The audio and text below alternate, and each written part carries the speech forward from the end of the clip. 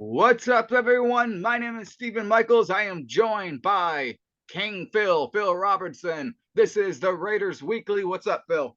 What's going on? How you doing? Well, we got a big win on Thanksgiving week. The Raiders beat the Denver Broncos in an AFC West battle and a game where the Raiders had to win this game because it's Denver week, right? So, I mean, you got to beat Denver, and they did it in a crazy way. They did it in overtime. It was not perfect by any means, but it was a Devonte Adams show in the end, and he gets the game-winning touchdown. What's your thoughts in the game? For the most part, I think it was a complete game in terms of everybody did their part. Daniel Carlson broke his streak, but made a couple clutch field goals when they needed him to. The offensive line held up when they needed to hold up. Josh Jacobs contributed, ran all over the Denver defense. Like you remember, I was telling you that Denver couldn't stop the run. All they needed to do to win this game was continue to run the football. Yeah, I actually thought they probably should have ran even more. They probably absolutely they should have. But at the end of it, Josh Jacobs is your leading rusher for the week with 109 yards. I mean, they should have ran more, especially in some of those situations. I mean, like it was like, you know, they're throwing the ball on second down, and I'm like, why even throw it right now? I Just wouldn't have. and then it would have been it was just an incomplete pass, and then it was like like second and 14, and he's throwing. I'm like, you just made an incomplete pass. Now you're third and 14 when you probably could have ran the ball and it would have been third and 9, third and 8 because this guy was picking up like 4 or 5 yards every time he touched the ball. So to me, it made sense to run in those situations, even though they're behind the sticks because the penalties keep shooting themselves in the foot. I mean, every time they get something going, or even before they even start a drive, it's first and 20, first and 20. I mean, it's like, dude, like, just stop committing. Imagine if they didn't commit penalties against the Colts, they would have won. If they didn't commit, I mean, they're lucky they won this game because of these stupid penalties. Their penalties are just so dumb. I mean, and then no offense. I mean, we got Derek Carr back there. You know what I mean? We need all the help we can get. We can't put this guy in first and 30. You know what I mean? Like it's not ideal. And Josh McDaniels doesn't coach like that. So it's almost like to me watching Josh McDaniels this year, every time the Raiders they dig themselves in a hole, like it's like first and because of penalties.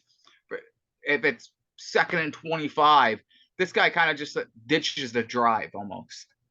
You know what I mean? Like throws a screen pass. For example, I mean he threw a screen pass, I think, to Amir Abdullah on on like third and 16 or something like that, instead of like I don't know picking up the first down. And that's something they got to do. They got to be more aggressive, I think, especially now. Like there's no time to be playing the situational football type thing.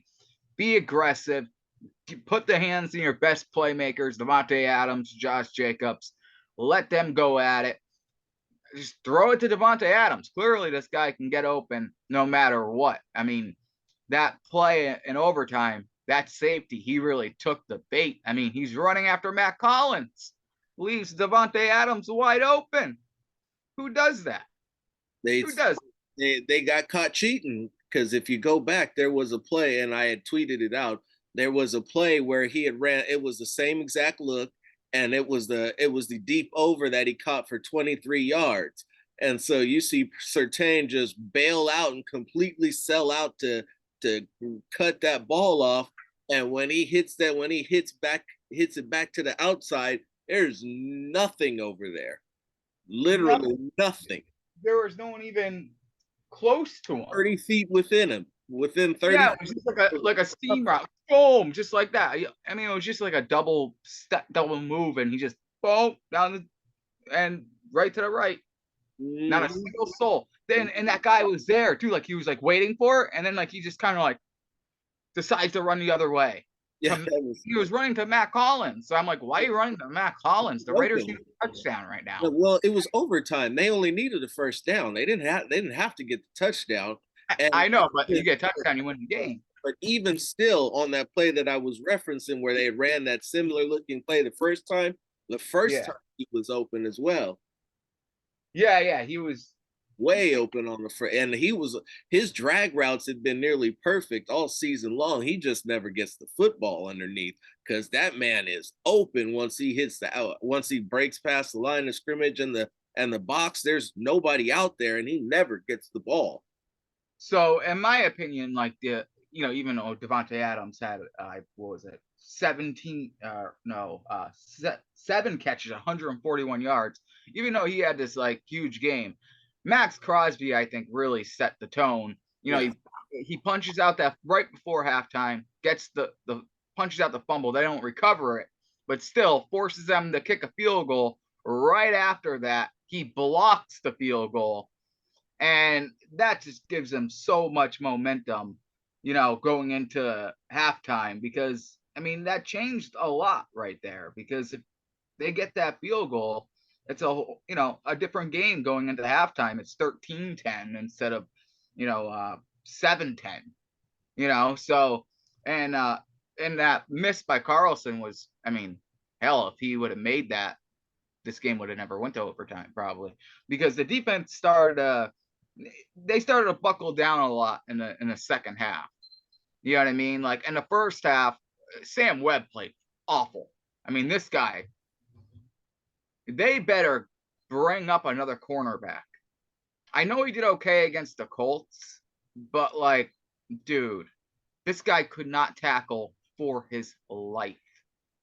He missed multiple tackles, had multiple penalties called on him. I mean, he's just like out of position. He can't tackle anyone. And they were just eating him alive. He gave up touchdown. I mean, I don't know why the Broncos didn't keep trying to throw to him. You know what I mean? But Max Crosby also started getting more pressure, so that, scares Russell Wilson. What the hell happened to Russell Wilson, dude? I Remember mean, that guy used to like, use his legs and stuff and create plays and, you know, do things Russell Wilson used to do? That guy is such an egomaniac, wannabe celebrity now. He's just, Denver's screwed. One good thing for Raider fans to take out of this game. First of all, the Raiders sweep the Broncos, right? second And year in a row. yeah, and the Broncos are a complete disaster. They're gonna fire that coach. There's no way that coach is making it through the year. And then you got just Russell Wilson, who invested all of this money in. I don't think it's gonna matter what coach they bring in. It's not gonna matter. It's not gonna matter what coach they bring in. That guy is shot, dude. When He they is got to eat all of that money, eat it all. all. I mean, the only thing they can do is draft a quarterback, but still, you think Russell Wilson? What are they're still on the hook. That's it. He's got to sit. Yeah, so I mean, like they're stuck with Russell. It's not like the Raiders with Derek Carr. Let's say the Raiders lose the rest of their games, and the Raiders say, "Okay, we're going a different direction." They can just release Derek Carr at the end of the season and then get another quarterback in the draft if they want to, or pick up someone in free agency. You know what I mean? Do that whole thing and Right. still draft a quarterback. But they don't. The Raiders don't have that problem. You know what I mean? Like Russell Wilson. I mean, Derek Carr is 100 times better than Russell Wilson. Russell Wilson might be one of the worst quarterbacks in football. He belongs on the Panthers right now. Yeah, yeah. And you know what? And it's weird because he probably all he has to do is use his legs. He can't. That's the whole thing. With your idea of what Russell Wilson's legs look like is Yeah, not what Russell Wilson's legs are yeah, right now. yeah, It's I know. been 2 years than that guy. Yeah.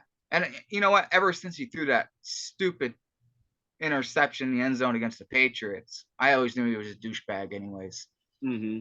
they had the game won. You give it to Marshawn Lynch, the game was over. I don't know why they didn't. I know why, because Russell Wilson is an egomaniac and he wanted to throw the game-winning touchdown instead of giving Marshawn Lynch the ball, and Marshawn Lynch gets all the interviews and gets the MVP. That's the reason why. That guy's an egomaniac. Got exactly what he deserved for that, because everybody is all looking at him as to why they did not win that Super Bowl. It was because of you. Oh yeah, he sucks. So the Raiders, anyways, they Josh Jacobs had that big catch there that set a lot of shit up. He almost got into the end zone in the fourth, in that last play. He was on. Unfortunately, the Raiders could not punch it into the red zone in the end of the fourth quarter, where they could have just won the game. So they had to settle for 3, and then luckily they got the ball first. And I kind of knew, the worst case scenario for the Raiders there was they were going to kick a field goal. I was scared though with their defense because, like I said, if they start attacking Sam Webb, anything could happen. But Foster Moreau had a clutch pass where he just ran, and this guy's not very fast or anything, but he made sure he didn't fumble. He's holding on to it like he's in Pee Wee football like this. Oh yeah. Nope. That's my ball. Oh yeah, he's not letting anyone take that thing. So that set up pretty much Davante Adams touchdown. Raiders walk-off win, and they need one because this team, let's face it, they've been in turmoil. I mean, this team has been a complete dumpster fire. So at least now, you look at it now, they sweep the Broncos, and they got to be happy about that because they're so sick of losing, and they get to sweep the Broncos. Broncos are a mess. They don't even have to worry about the Broncos next year, I don't think, because they're such a mess. And then now they're looking at Seattle coming up, which is going to be a very tough game. But if I'm the Raiders, I look at the standings and I'm like, hey, listen, because everything weird happened. A lot of teams won that, they probably didn't think we were going to win. They went from being the third last team, like out of the playoff seedings. They're only like 5 games out now, and they were like 8. Like so many teams lost. So now if I'm the Raiders, I just, it'd be very, very difficult and they would need help. But I just try to win. I take every game one at a time and just try to do what they did last year, win 5 straight. You know what I mean? Like just try to string together some wins. Hope that the Jets lose some games and the Patriots lose some games. Well, there's a couple Chargers, but see the Raiders, they control their own destiny there. They get to play the Chargers. Chargers have a tough couple of games, and it was good that the Chiefs beat the Chargers because you want the Chiefs to run away with that division. The more they run away with the division, and everything else gets really, really messy. You know what I mean? For the wild card, you want Bengals to lose. You want someone, Jets and Patriots to lose games. You want the Bills just to take that division over. And then from there, if it gets really, really messy, who knows? An 8-win team or a team that has 8 losses could perhaps be a wild card team. You know what I mean? Like you go on that simulator thing. I mean, I can get the Raiders into the playoffs very easily with them losing against Kansas City, with them losing 2 more games, they could get in. In Kansas City, they beat everybody else because they can beat Pittsburgh.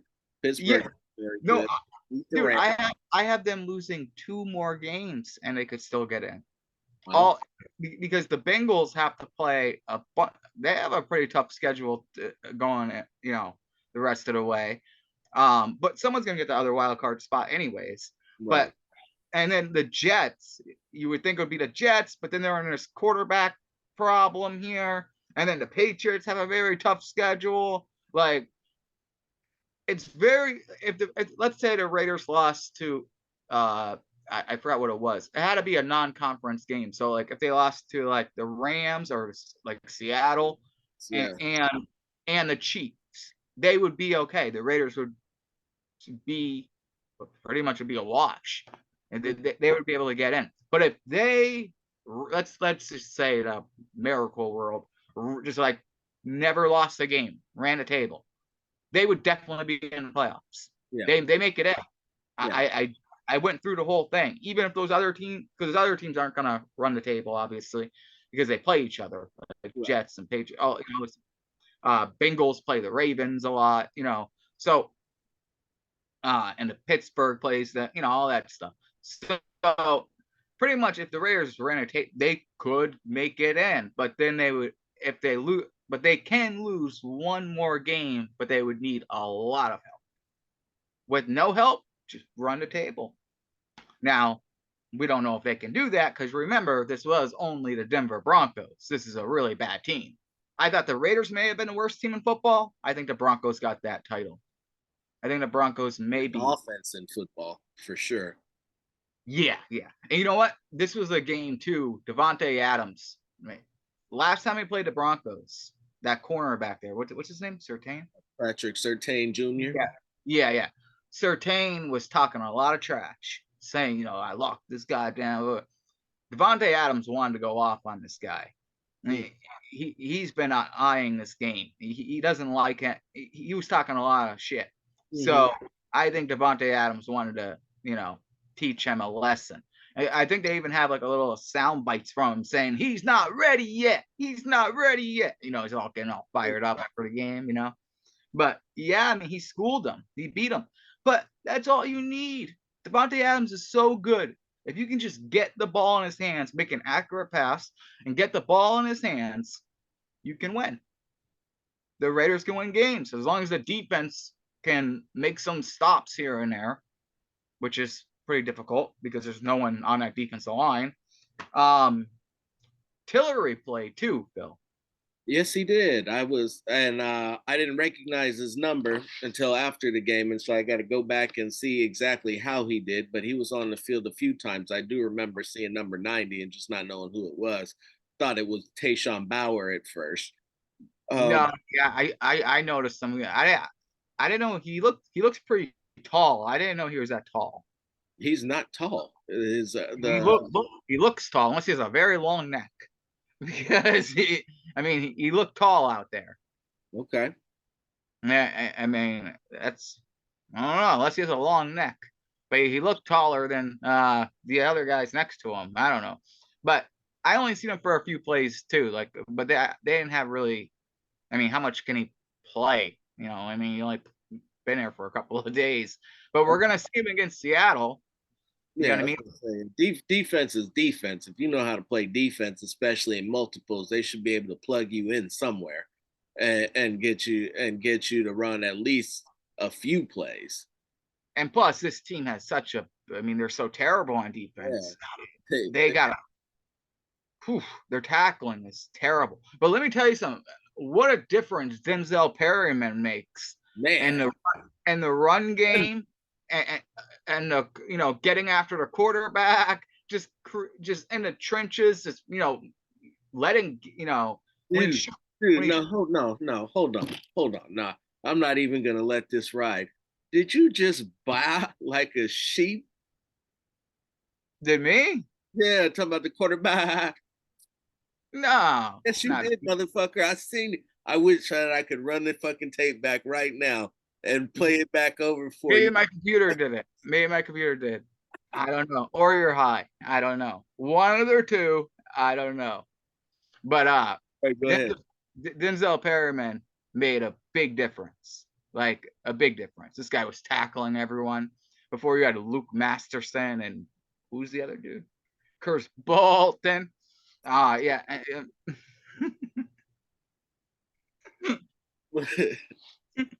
Said he was out there doing his thing, huh?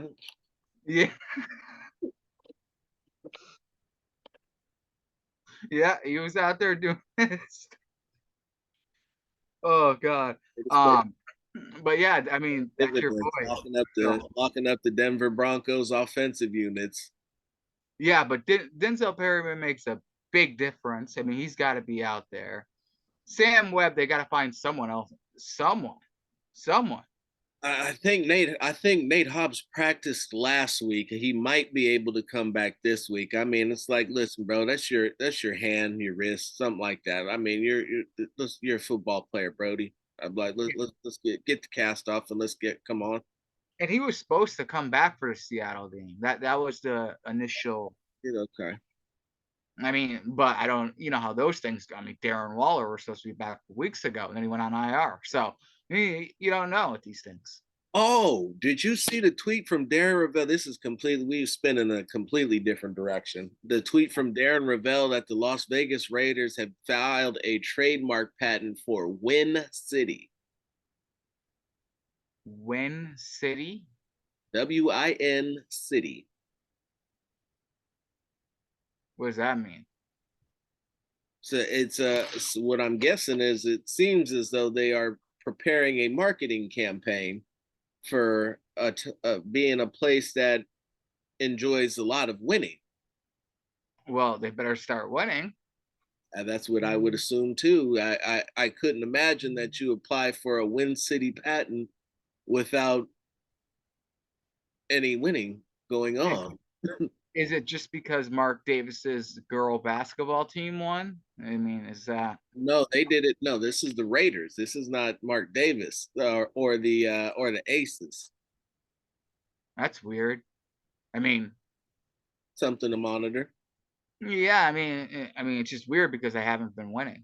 I mean, that was the first thing that struck me. So, so maybe they knew something that we don't know, and something's about to change.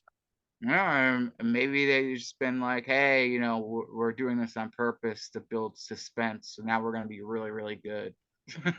It's like here's the second part of the movie. We're not going to lose a single game. We're going to go to the playoffs. We're going to win a Super Bowl. We were just joking with it. We just want this for the documentary for the 30 for 30 in 20 years. You know, the team that couldn't beat the Colts, the team that couldn't beat a coach who's never coached a game in his life, all of a sudden turns around, wins every single game, goes to the playoffs, wins the Super Bowl. And Derek Carr's, has a big Jesus thing he's floating on a cross. You know what I mean? Like, who knows?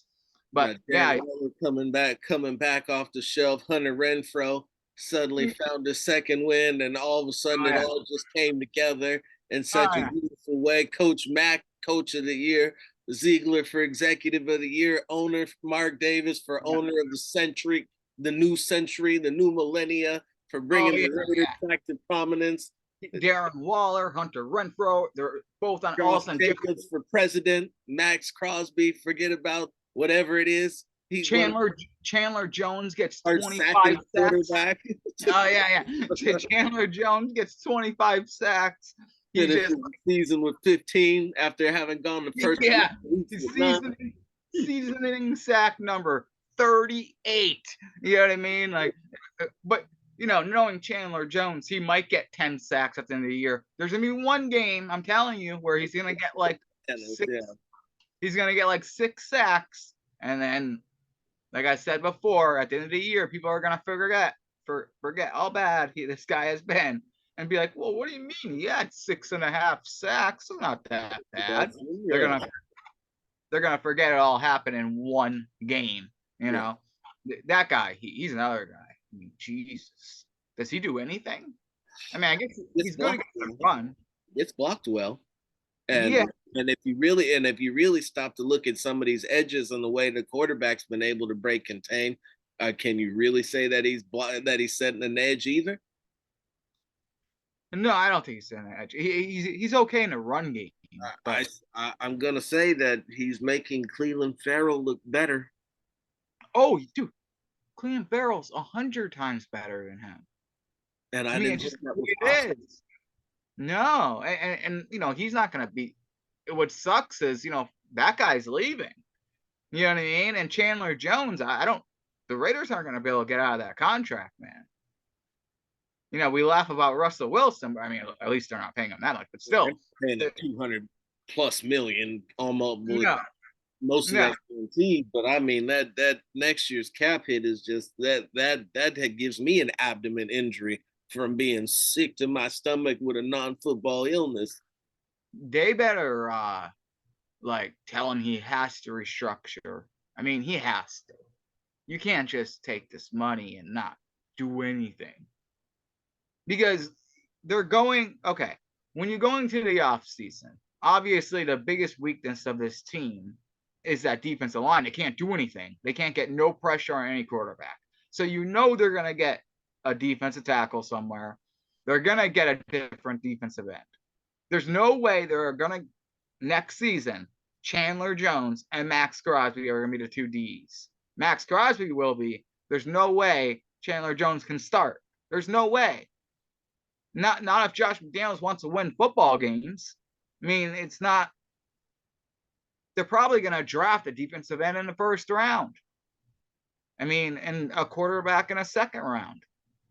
What do you think about the defensive tackle from Georgia, the one that everybody's clamoring about, this Jalen Carter? Well, they do need a defensive tackle, so I mean, it would be a smart. It's just defensive tackles to me are easy to find. Like I think you can get defensive tackles in any round. You know what I mean? Not every defensive tackle is going to be Aaron Donald. You know what I mean? He's like, So I think you could say that, but we drafted 2 defensive tackles last year, and we're looking for a defensive tackle this yeah, year. Better that's what I mean. They suck. You have to go. I think you can get defensive tackles in free agency and be fine. That costs money though. Yeah, well, it's going to cost money if you draft them too. If you draft them high. Yeah, but So it'll cost less money, and you'll be able to keep them for longer. I don't know. Well, either way, they need to do anything they can at defensive line. So if it's defensive tackle or defensive Right. it's not. It's really not going to matter. They need defensive line help, and then I mean secondary is a really big issue because they're not going to remember Harmon's old. I cover forever. They got to get defensive line help before you can help out the secondary. I know they're going to have to build. You know how they like a team like when they build the defense, they go from the obviously defensive line up. So they're gonna have to get and they might just go D line, linebacker, safety. You know what I mean? Or second round they might take a quarterback. So D line, quarterback, linebacker, safety. Yeah. It'll obviously depend on how the draft unfolds too. We don't know how the draft's gonna unfold. So I mean, players slip every single year, and you know what I mean? Like, and obviously they're going to be looking at the quarterback situation because we still don't. I mean, we don't know what's going to happen with the quarterback situation.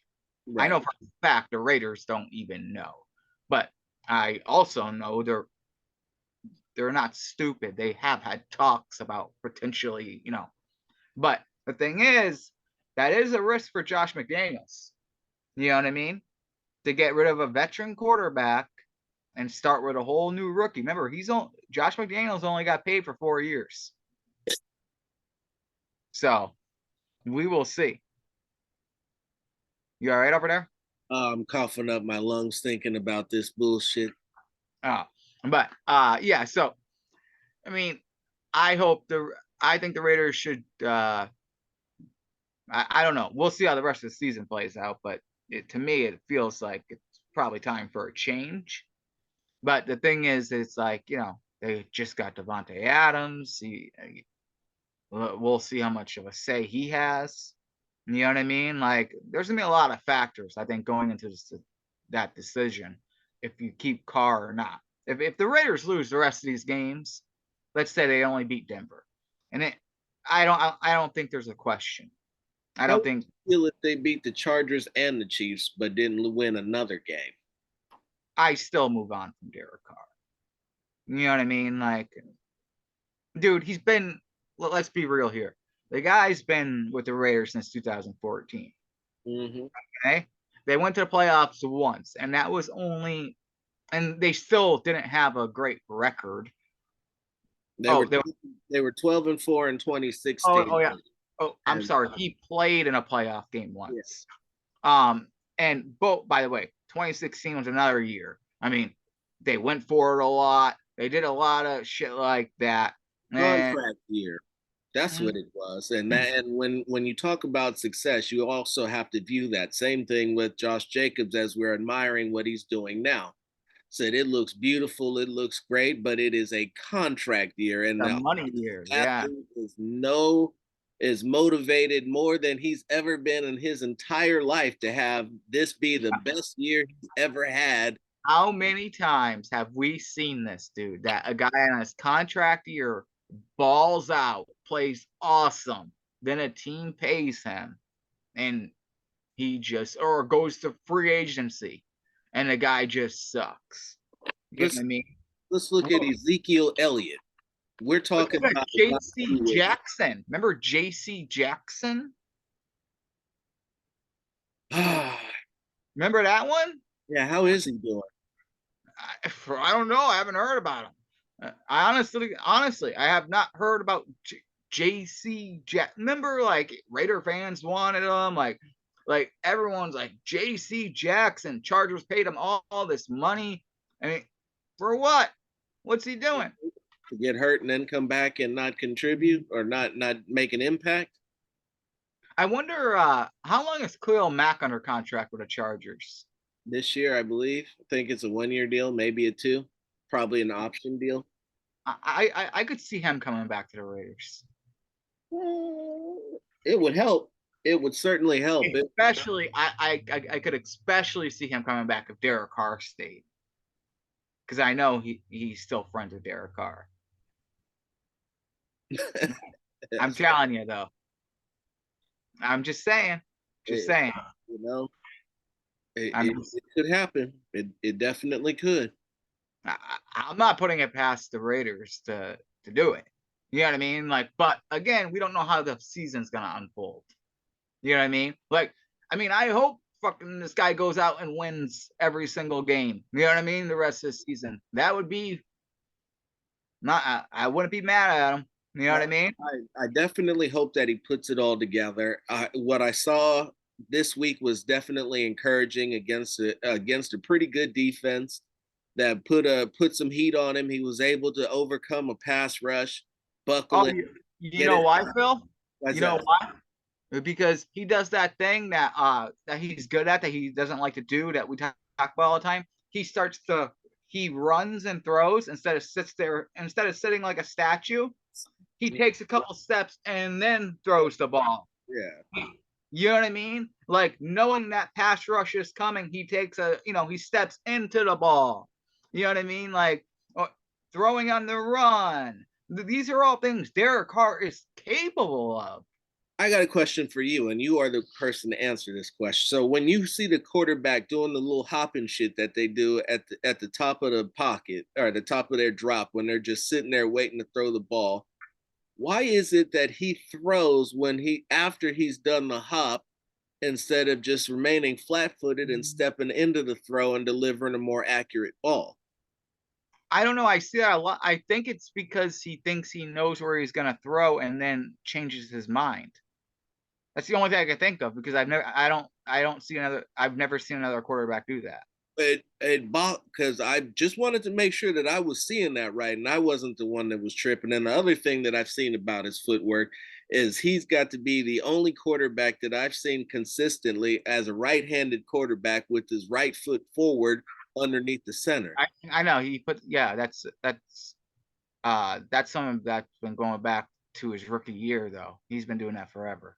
I don't know why. That's bizarre. Yeah, it is bizarre. But Alton do it a couple of times, but even in the gun, I was like, why has he got his throw? I don't know about that hop thing that he does, because it's almost like he's about to throw it right when he does it, and my guess is that's his hot read, right? So like he's hopping like and about to throw, but then like he changes his mind based on the protection or whatever. The only other thing that I could probably equivalate to would be like instead of patting the football, he hops. Yeah, I mean that could be it too. That could be it too. Yeah, I mean I don't know, because I would have to ask him. Because it drives me crazy. To me, like, but sometimes I see him do the hop, right, and he has his arm back. Mm-hmm. But then he just turns his head and throws somewhere else. That's why I think sometimes like he does a hop like Steve Young used to do that hop. Mm-hmm. Like you could go back and just a little hop it, but he would throw it. You know what I mean? Derek Carr does the hop and then stops and then scopes. But his problem is it's very easy to see, by the way. This guy from NFL Network just sent me because I can't get the coach's film. Derek Carr is a really bad problem when the linemen get crowded. Like not so much pressure, but when the hands go up and things like that, distracting his view. Yeah, and like it seems like his mind gets off, or he's thinking too much. Mm-hmm. He's thinking too much about what's happening in that moment. You know what I mean? Like when the linebackers are coming up and then they turn out. Mm-hmm. It's like all of a sudden what he was supposed to do. That's why you see so many guys that are open right away and he doesn't go to them. Mm-hmm. You know what I mean? And even like the commentators on TV say, "Oh, he had this guy open if he went to his first read, but he didn't go to that first read." It's almost like it confuses him, or like he just starts overthinking things. Like he overthinks shit, I think. Well, for example, that Davante Adams pass at the end of the game, that was a scripted play that was just like he knew where he was throwing it. The ball was accurate.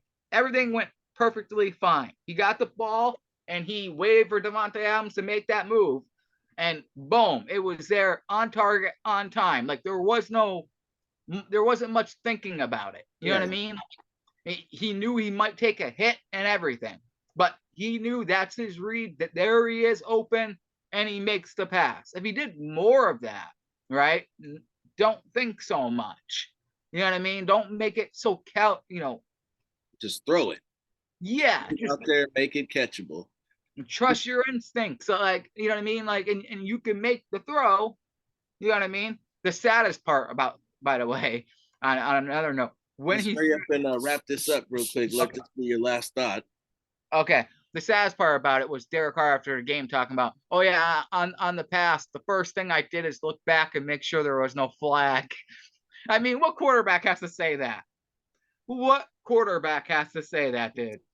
Listen, I'm everybody will call me a hater, but there are times when I got to get on this man, and then there's times when I got to give it to him, because I mean, that's funny shit, but it was the truth. Whenever something goes right, you got to look to make sure there's a flag. Oh, this is gonna ride. Oh fuck, yeah. Now we can cheer. We won't. No, wait. We're really winning. We're really winning, right? There's nothing happening, right? No review.